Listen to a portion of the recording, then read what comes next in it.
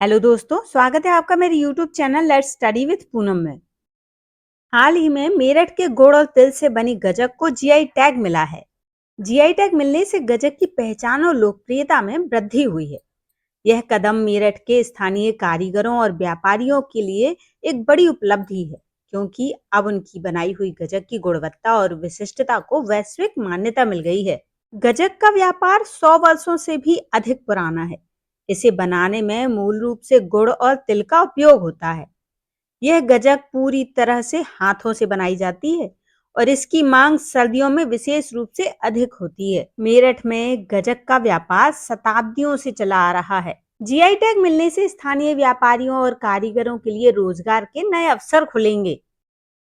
किसी भी रीजन का जो क्षेत्रीय उत्पाद होता है, उससे उस क्षेत्र की पहचान होती है।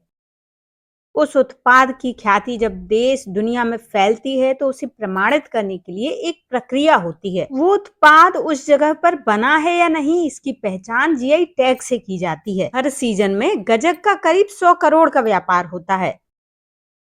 बताया जाता है कि गजक मुगलों के समय से बनती आ रही है। इसकी खास बात यह है कि इसे बनाने के लिए केवल हाथों का ही प्रयोग किया जाता है। गजक का कारोबार करने वाले व्यापारी बताते हैं कि इसे मशीन से नहीं बनाया जा सकता। अब बाजार में गजक की 30 से 40 वैरायटी उपलब्ध हैं। व्यापारी बताते हैं कि गजक का मुख्य सीजन अक्टूबर से फरवरी तक रहता है।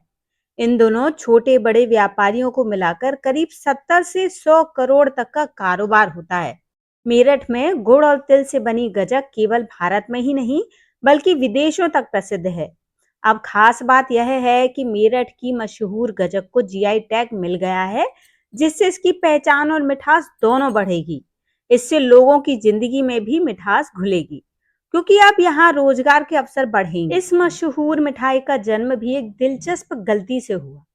कहते हैं कि 1904 में मेरठ के गुदड़ी बाजार में लाला रामचंद्र सहाय की दुकान थी। एक दिन कारीगर तिल बुग्गा बनाने की तैयारी कर रहे थे। तभी पास में चिक्की के लिए गुड़ गर्म किया जा रहा था। अचानक गर्म गुड़ तिल के पात्र में गिर गया। लाला रामचंद्र ने नुकसान से बचने की सोची और कारीगर से कहा कि इसे फेंको मत, कुछ नया बनाकर देखो।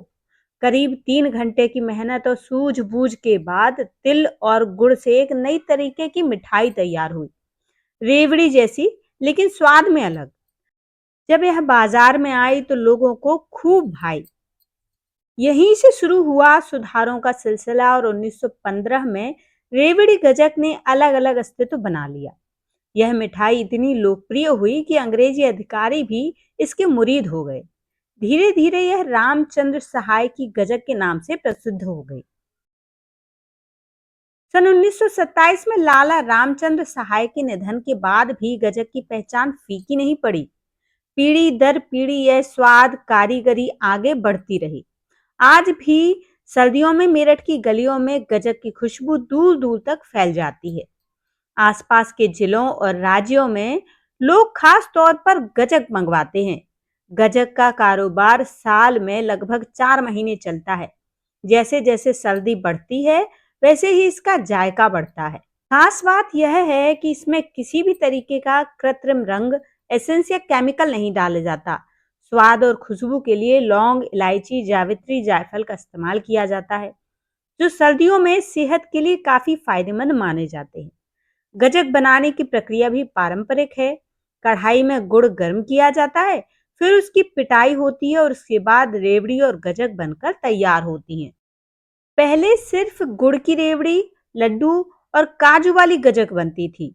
फिर समय के साथ वैरायटी बढ़ती गई।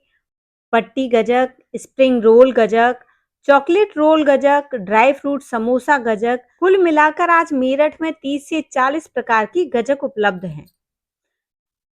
मेरठ रेवड़ी गजक व्यापारी वेलफेयर एसोसिएशन के अध्यक्ष बताते हैं कि इस कारोबार से 10,000 से अधिक लोग जुड़े हुए हैं और जीआई टैग मिलने से गजक को देश विदेश में नई पहचान मिलेगी, व्यापार बढ़ेगा और रोजगार के नए अवसर भी मिलेंगे।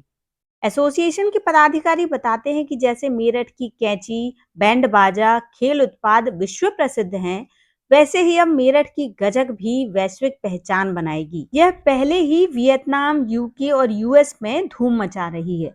तो दोस्तों, गजक को जीआई टैग मिलने से जुड़ा हुआ हमारा ये वीडियो आपको कैसा लगा कमेंट करके ज़रूर बताइए।